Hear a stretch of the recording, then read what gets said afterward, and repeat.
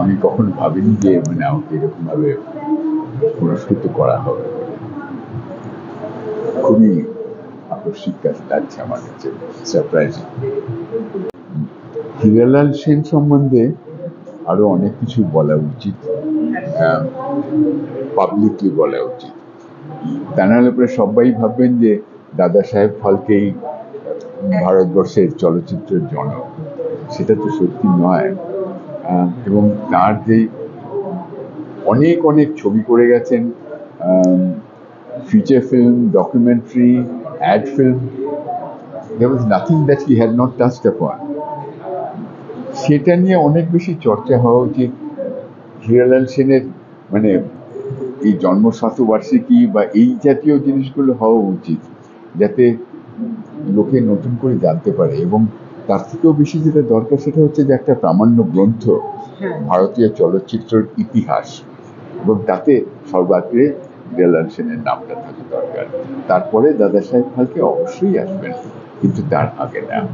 আমার মনে হয় সেটা বলা উচিত সবাইকে। একদম, মানে তার যে অবদান এই আমাদের এই ইয়াতে, এবং সেটা আমরা আমি ভুলে যে সেই মানে তার নামেতে পুরস্কৃত হচ্ছি, মানে এটা আমার কাছে সারপ্রাইজিং। আমি জানি না যে মানে আমার যোগ্যতা আছে কিনা, কারণ আরো অনেক স্বনামধন্য অভিনেতা অভিনেত্রী রয়েছেন।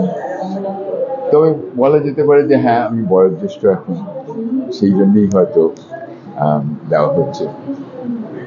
এই নতুন কিছু করতে গেলে আগে আগের দিকটা দেখা উচিত।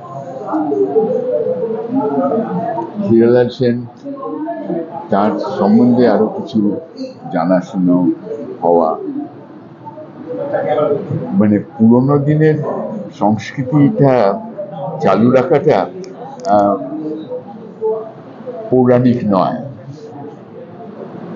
আগে বেসিকটা যদি মজবুত হয় তখন সবকিছুই ভালো হবে। ইমারতটার এই ভিত্তিটা ভালো হওয়া উচিত, সেটা আগে তার মানে প্রাচীন যেটা, তার থেকে শুরু ইমারতটা। একদম। Thank you.